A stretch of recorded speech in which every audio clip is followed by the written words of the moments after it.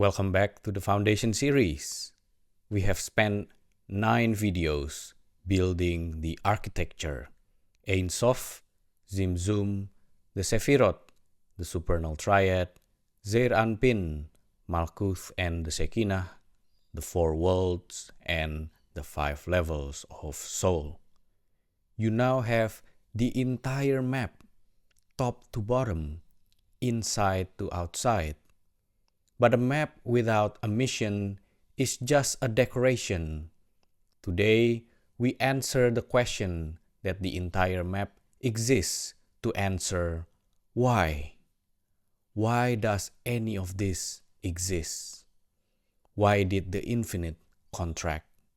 Why did the light descend? Why are you here in this body, in this world, at this moment?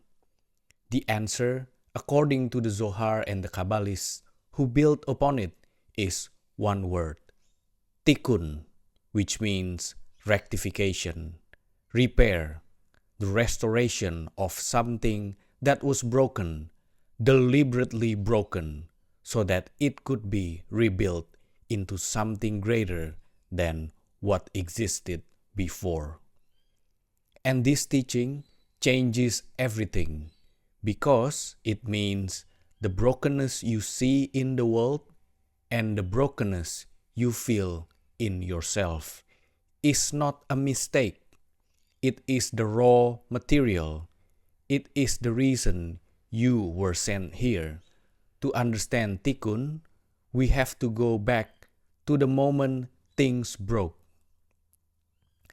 The Zohar calls this Shevirat HaKelim, the shattering of the vessels. Here's what happened. When the light of Ein Sof first flowed into the space created by Zimzum, it needed vessels to hold it.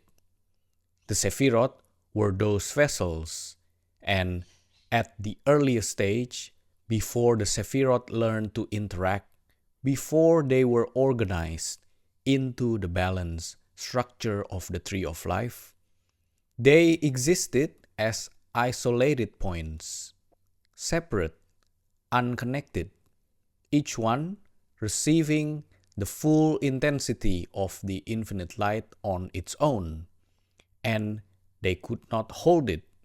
The vessels shattered. The Arizal, Rabbi Yitzchak Luria, gives us the most detailed account of this. He teaches that the first configuration of the Shevirat was called Olam HaTohu, the world of chaos. In Tohu, each Shevirah was a king, a sovereign force, standing alone. No cooperation, no relationship, no balance. Pure, unbounded energy poured into vessels that had no capacity to share the load. And one by one, starting from Da'at and moving downward, the vessels broke. Not all of them. The upper 3, Keter, Hokmah, and Binah, were damaged but not destroyed. Their proximity to the source gave them enough resilience to absorb the impact. But the 7 lower Shevirat, from Chesed to Malchut, shattered completely. And when they shattered, 2 things happened that define the entire reality we live in. First, the broken shards of the vessels fell. They descended through the worlds, becoming denser and more opaque as they fell, eventually forming the shells, the Klipot, that make up the structure of the material world. The Klipot are not demons in the way people imagine them. They are fragments of holy vessels, broken containers that still carry the memory of what they once held. They are hard, opaque, resistant, but they are not nothing. They are something sacred that forgot what it was.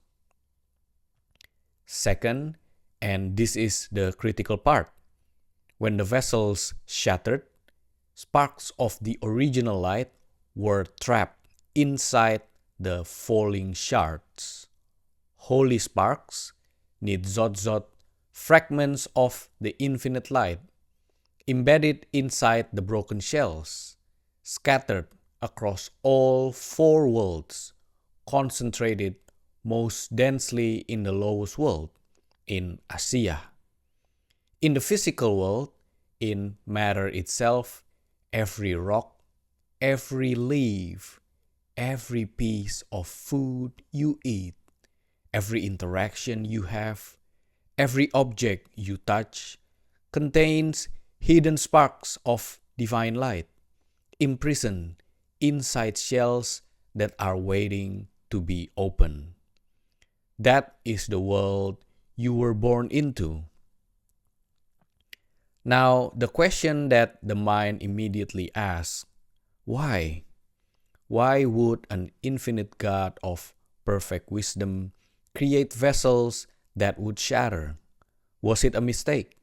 A miscalculation? The Zohar says no. The shattering was built into the design. And the reason is this. The world that existed before the shattering, Olam HaTohu, the world of chaos, had enormous light but no structure, tremendous energy but no vessel capable of holding it. And a world of pure light with no vessel is a world where nothing can be received, nothing can be earned, nothing can be built. It's God giving endlessly into a void that has no hands to hold the gift. The Kabbalists call the light that existed before the shattering Or Yashar, direct light. It flows straight from God with overwhelming force. But the world that God actually desires, the world that fulfills the purpose of creation, requires Or Chozer, returning light, light that has been received, processed, worked with, and sent back. Light that a conscious being has touched, transformed, and elevated, and that can only happen after the shattering. Because only in a broken world can there be something to fix. Only where sparks are trapped can there be the act of liberation. Only where darkness exists can light be chosen.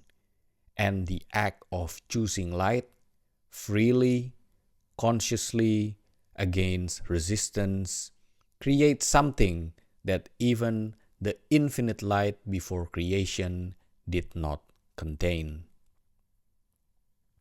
It creates earned light, light that has been won through labor, through will, through love exercise in the face of its opposite. This is the deepest secret of Tikkun. God shattered the vessels so that human beings could rebuild them, and the rebuilt vessel, the rectified world, is greater than the original. Not because humans are greater than God, but because the collaboration between God and humanity produces something that neither could produce alone. God provides the light. Humans provide the choice. And the union of divine light and human choice is the purpose of all existence. So, what is Tikkun practically? Tikkun is the act of finding sparks and liberating them. It's the act of taking something in the world that is trapped in its shell, in its opacity, in its unconsciousness, in its brokenness, and elevating it back to its source. When you eat food with a blessing and with intention, you are separating the spark from the shell. The physical nutrients feed the body, the nefesh, but the hidden spark within the food is released by your consciousness and it ascends. When you do business with integrity in a world that rewards dishonesty, you are liberating sparks trapped in the realm of commerce. When you meet another person's pain with compassion instead of indifference, you are cracking open the shell that said, "Their suffering is not my concern." That shell shatters, and the spark inside it, which is the spark of shared humanity, of divine connection, is set free. The Zohar says that every mitzvah, every commanded act performed with spiritual intention, is an act of Tikkun. Every prayer, every act of kindness, every moment of self-restraint where you choose not to indulge the animal soul, but to serve the higher one. Each of these is a micro-repair, a single spark returned to its source. And when enough sparks have been gathered, when the critical mass of Tikkun has been reached, the Zohar says, the world enters a new era, the Messianic age, not because a political leader arrives, but because the vessel has been sufficiently repaired to hold the full light again. And this is where the teaching becomes about you. The Zohar places the human being at the center of the cosmic drama, not the angels, not the Shephirot, not the worlds themselves, the human being, because only the human being exists at the intersection of all the worlds. Only the human being has nefesh in asiyah, ruach in yetzirah, neshama in beriyah, and roots that extend into atzilut. The human being is the only creature that spans the entire chain. And that means only the human being can perform the vertical act that Tikkun requires, reaching down into the densest matter, finding the spark, and lifting it back through all the worlds to its origin. The angels cannot do this. The Zohar is explicit. Angels are fixed. They exist in one world, at one level, performing one function. They do not descend. They do not struggle. They do not choose. And because they do not choose, they cannot repair. Choice is the mechanism of Tikkun. Free will is not a philosophical luxury. It is the engine of cosmic repair. Without a being who can say no to God and yet chooses to say yes, there is no Tikkun. There is no returning light. This is why the soul descends. This is why you left the upper worlds and came into a body, not as a punishment, not as exile, as mission.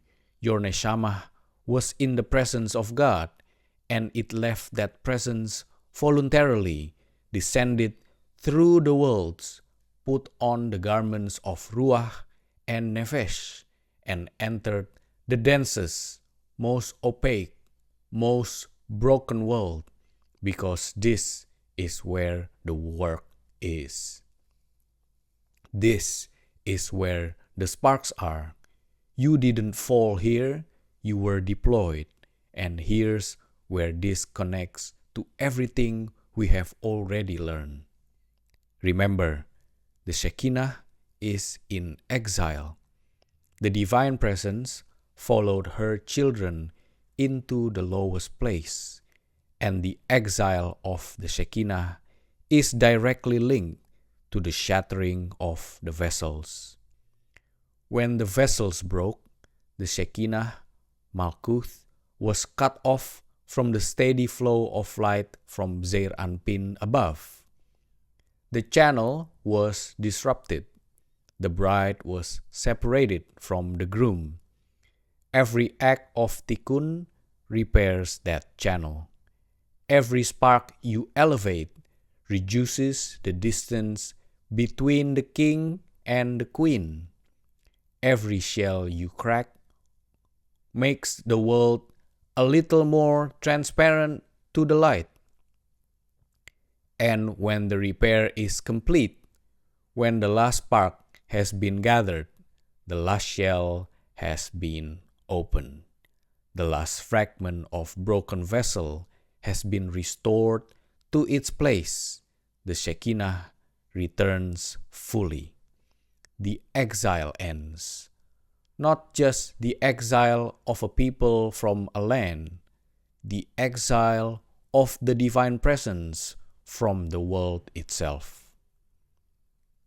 The Zohar says that in that moment, death itself will be swallowed up, because death is the ultimate Klipot, the ultimate shell, and when all shells have been rectified, there is nothing left to separate the light from the vessel.